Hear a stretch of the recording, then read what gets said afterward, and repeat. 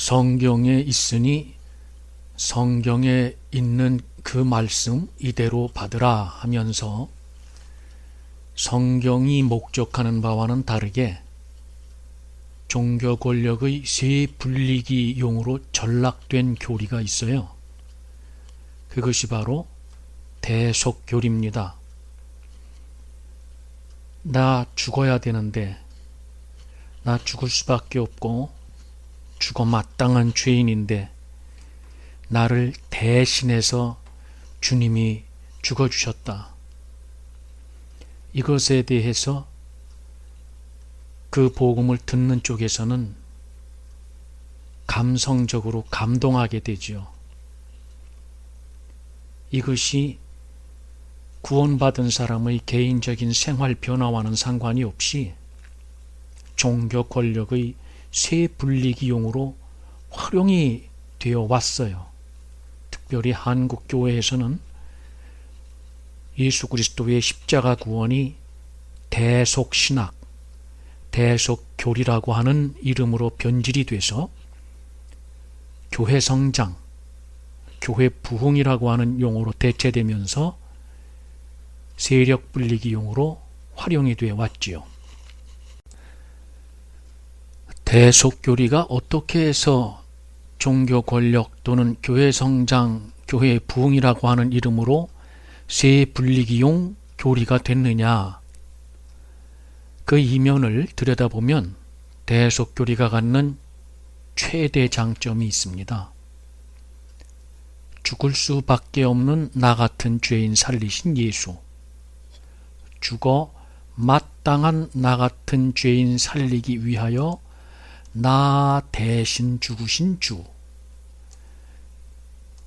나 대신 죽으셨다고 하는 요 나 대신, 여기에 숨어있는 최대 장점이 감격이라고 하는 것으로 나타나게 되지요. 예수께서, 하나님의 아들 예수께서 내가 죽을 것을 대신해서 나 대신 죽으셨다. 이유는 없어요. 하나님의 조건 없는 사랑 때문에 그래요. 이와 같은 감동을 주는 대속론의 최대 장점은 다음과 같이 설명할 수가 있죠. 먼저 나 대신 죽으신 예수 그리스도, 이곳으로 열심을 다하는 충성 봉사를 고무하여 교회 성장을 기할 수가 있습니다. 70년대, 80년대 중반까지 이 땅의 많은 민초들은 그동안 다양한 고난의 역사 속에서 살아왔지요. 국가적, 정치적, 사회적, 문화적, 특히 개인 생활 속에서 겪는 경제적 어려움이란 것은 이루 말할 수가 없었습니다. 그런데 나 대신 죽으신 예수께서는 이와 같은 어려움들을 일시에 물리치시고 기도하면 만사 형통이기 때문에 죄사함 받은 우리는 예수 그리스도의 이름으로 간절히 구하면 구하는 것들을 받을 수 있다. 나 대신 죽으신 예수께서 다 그렇게 조치를 취해 놓으셨으니 열심히 믿으면서 간절히 구해라. 간절히 구함에도 불구하고 못 받는다면 그것은 죄사함을 받지 못한 의미일 수 있으니 열심히 믿으면서 열심히 충성 봉사하여 예수 그리스도께서 나 대신 죽으신 것, 그것에 대한 증거를 받으라. 이래서 나 대신 죽으신 예수께 간절히 기도하며 바라는 네 가지가 있었죠. 무병, 건강, 장수, 풍요. 여기에 우리나라는 한 가지가 더해졌잖아요. 자녀 잘되기. 그저 하나님께 내가 원하는 것을 구하면 원하는 대로, 믿는 대로 받을 수 있으니까 그렇게 구하면 된다. 이래서 나 대신 죽으신 예수 그리스도의 대속교리로 교회의 충성봉사를 말하면서 교회 부흥, 교회 성장을 기할 수 있었고 그 결과로 새 분리기에 매진할 수가 있었으며 사실 그 성과를 보았지요. 죽어 마땅한 나 대신 죽으신 예수에 대한 스토리, 정말 감당하기 어려운 벅찬 감격을 받게 하기에 넉넉한 교리입니다. 거기에 더하여 이 나라 순박한 그리스도인들의 잠재의식 속에는 운명론, 나아가 숙명론이 깊이 자리 잡고 있었죠. 그런데 태어나기도 전부터 나를 선택하시고 내가 태어나기 전부터 나를 구원하시기로 작정하신 하나님의 은혜로 사람의 힘으로는 도무지 어찌할 방법이 없는 상황과 형평을 넉넉히 헤쳐나갈 수가 있다는 복음을 받게 된 거예요. 나 대신 죽으신 대속의 복음이 이런 상황 속에서 주어졌으니 이보다 더 큰 복음, 기쁜 소식이 어디에 있겠습니까? 죽어 마땅한 내가 일방적으로 선택됐다는 거예요. 나의 수고와 노력이 없이 하나님의 조건 없는 은혜 가운데에서 일방적으로 선택됐지요. 이 놀라운 진리를 대체 왜 여태 몰랐던 것일까? 태초부터 나를 위해 예정되어 있었다는데 이 은혜가 왜 이제야 알게 된 것일까? 은혜도 이런 은혜가 없는데 거기에 더하여 이 모든 은혜가 거저 주시는 공짜 선물이라네요. 나 대신 죽으신 예수께서 나 대신 죽으시면서 남긴 공짜 선물, 기도하는 대로 다 받고 믿는 대로 이루어진다. 대속교리에 의해서 나오게 된 번영, 대속교리의 근거에서 나오게 된 은총, 대속교리로 말미암아 주어지는 믿는 대로 받는 복. 나 같은 죄인 살리시려고 나 대신 죽으신 하나님의 아들, 십자가에서 나 대신 죽으심으로 인생의 걸림돌들을 모조리 다 한 방에 해결해 놓으셨다니, 세상에 복도 이런 복이 없고 은혜도 이런 은혜가 없는 거죠. 이 은혜의 복음을 조금이라도 일찍 알았더라면 너무너무 좋았을 텐데, 이런 아쉬운 마음으로 인해서 죽어 마땅한 나를 죽이지 않으시고 나 대신 아들을 죽게 하신 아버지 하나님, 그 하나님에 대한 사무치는 감성, 그 하나님을 향한 열정, 아들의 이름으로 기도하면 필요한 모든 것을 다 채워주신다는 하나님의 은혜, 생각만 해도 벅차지요. 이거 생각만 해도 벅찬 감격이 아닐 수 없지요.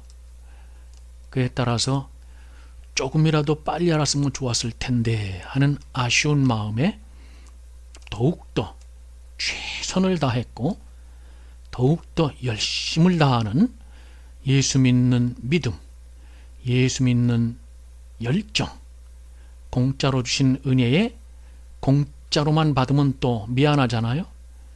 그 은혜를 갚기 위한 마음, 이런 순수신앙의 불이 지펴지지 않을 수가 없었죠.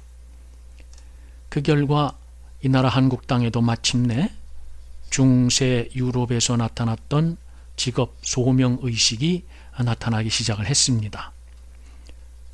믿음으로 하는 일마다 하나님이 복을 주시기 때문에 열심히 예수를 믿으면서 지금의 일에 최선을 다한다면 필연 30배, 60배, 100배의 결실이 맺히게 되겠지요.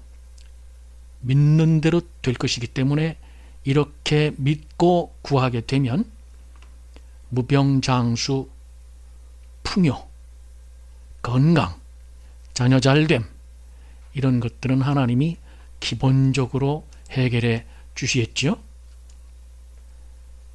실제로 시간이 흐를수록 복받았다고 증언하는 사람들이 점점 더 많아졌습니다. 이것이 다 나를 대신해서 죽으신 나의 주, 나의 예수 그리스도께서 나에게 부어주신 은혜의 결과다라는 겸손한 고백까지 첨부가 되면서 복받은 이야기, 나 이렇게 복받았다라는 간증이 이 나라 한국 땅에 어마어마한 풍세로 유행하기 시작을 했습니다. 그런 측면에서 복받았다고 하는 간증거리 하나 내지 못한다고 하면 믿음이 없는 것이 되는 거겠죠. 이런 유행을 타고 이 나라 한국 교회는 풍성한 부흥, 굵직한 성장을 이뤄내기에 이르렀던 것이죠. 대속교리의 두 번째 장점, 세 분리기에 아주 적절한 최대 장점 두 번째는 이 나라 한국 그리스도인들의 은혜를 갚고자 하는 보온감성, 이 보온감성을 활용하여 성공적인 권력형 종교업을 이룰 수 있다고 하는 것에 있었습니다. 은혜를 갚고자 하는 보온감성을 잘 활용함으로써 교회에 출석하는 모든 교인들을 충성스러운 군대처럼 활용할 수가 있게 되었지요. 은혜 받은 그리스도인들은 더욱더 큰 은혜를 사모하게 되었고, 그 열정은 은혜가 넘친다고 소문난 교회들로 밀려들어서 수많은 대형 교회들이 만들어졌습니다.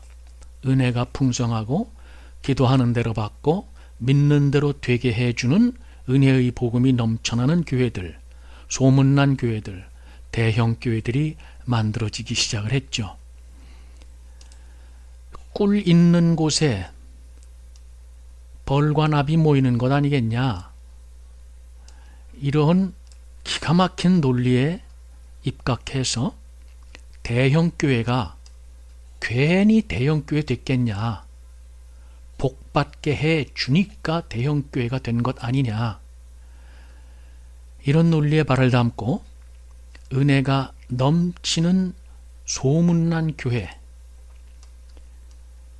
은혜가 넘쳐서 복받았다고 간증하는 수많은 사람들이 모이는 교회, 그런 교회는 점점 더 커지게 됐지요. 그런 교회 다니면 세상적으로도 자부심이 생겨나기도 했었습니다. 나 이런 교회 다닌다. 이 교회 다니면 인생이 바뀐다. 삶의 문제가 넉넉히 해결된다. 가난한 자 부자 되고 병든 자 건강해진다. 자녀 때문에 속 썩는 거 나 대신 죽으신 예수께서 기쁨 가운데 해결할 수 있도록 조치 취해 놓으셨기 때문에 믿기만 하면 자녀 문제 해결된다. 가정 문제 해결된다. 이와 같이 나 대신 죽으신 예수 그리스도께서 허락해 주신 은혜와 거기에 또 사후 문제까지 보장을 받게 되죠. 천국을 담보받은 상태에서 거듭난 자로 마음껏 자유를 누리면서 세상을 살 수 있게 되었습니다. 그러다 보니까 세상적으로 조금 죄의식이 생기는 일이 없지는 않는 거예요. 가끔 죄의식이 생기는 일이 발생도 해요. 그러나 간단하지요. 나 대신 죽으신 예수께서 이미 다 해결해 주셨기 때문에 그 정도는 다 고날고날 회개하면서 마음 놓고 살 수가 있게 된 거죠. 그에 따라 은혜를 넘치게 받은 이 땅의 그리스도인들은 세상을 이기는 힘을 주신 주님께 감사하면서 날마다 감사의 조건을 찾아가면서 주신 은혜에 보답하고자 더욱 열심히 믿음 생활을 했고, 열심을 내는 그 믿음 생활에 비례하여서 자녀들 잘 되고 병들지 않는 건강한 삶을 살고 하는 일마다 잘 되는 만사형통의 복을 받고자 나 대신 죽으신 주님을 향한 믿음이 고결해지고 깨끗하고 흠집 나지 않도록 더더욱 최선을 다했죠. 그 결과 아무리 큰 교회 다닌다 할지라도 일사불란한 군대처럼 충성스러운 교인들이 됐고, 교회 지도부에서 하달되는 말씀들은 하나님이 주신 말씀으로 받아들이게 되었던 거예요. 커지는 교회 더 커지고, 소문나는 교회 더 소문나고, 70년대 80년대 초대형 교회들을 이룬 한국교회 모습을 보려면 모두가 다 이와 같은 공통점이 있다는 것을 알 수가 있습니다. 이와 같은 열심, 이와 같은 주님을 향한 충성스러운 보훈형 믿음, 나 대신 죽으신 예수께서 믿기만 하면 잘 되도록 이렇게 다 조치를 취해 놓으셨는데 믿고 복만 받으면 미안하지요. 받은 은혜 갚아야 된다고 하는 보훈형 믿음이 한국 교인들의 또 특징이잖아요.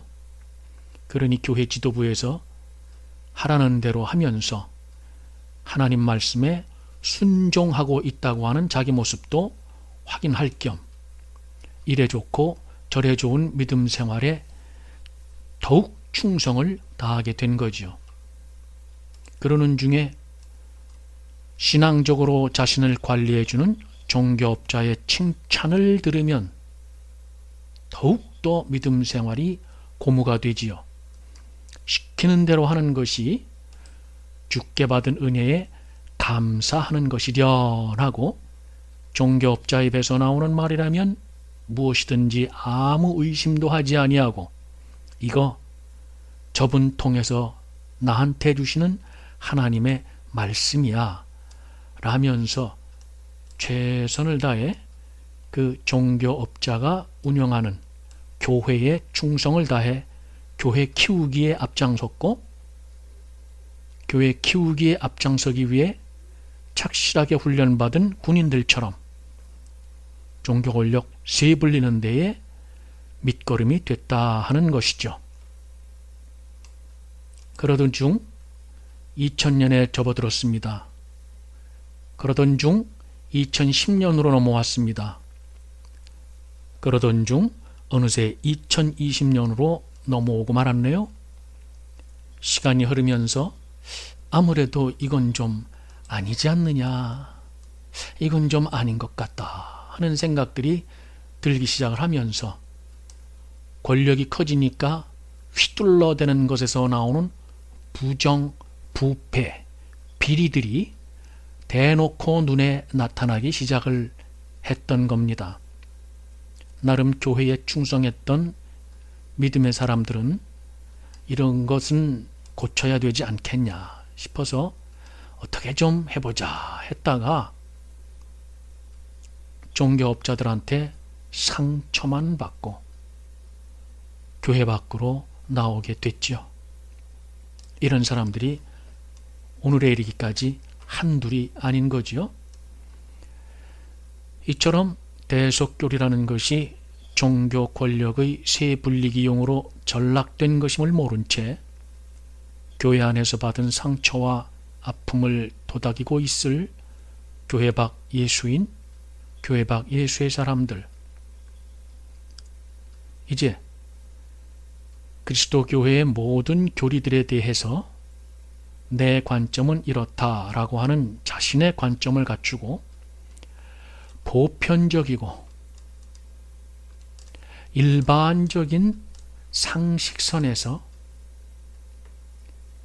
합리적인 지성에 기초를 둔 합리적 지성, 상식선에 기초를 둔 합리적인 지성에서 교회 밖 믿음 생활에 기쁨을 얻길 바라며 그림 하나 보시며 영상 마감하도록 하겠습니다. 눈에 보이는 것이 있습니다. 망원경들이 되면 더 크게 보입니다. 눈에 안 보이는 것이 있습니다. 현미경들이 되면 보이기 시작합니다. 그것처럼 눈을 크게 뜨고 성서를 보고 눈을 자세히 뜨고 눈에 안 보이는 종교 권력의 뒷배경을 바라보고자 한다면 통합적인 관점을 갖고 2020년대 이후의 교회방 믿음 생활에 기쁜 결실을 낼 수 있게 되리라 생각합니다. 교회방 믿음 생활에 결실이 있길 바라며 영상 마감합니다.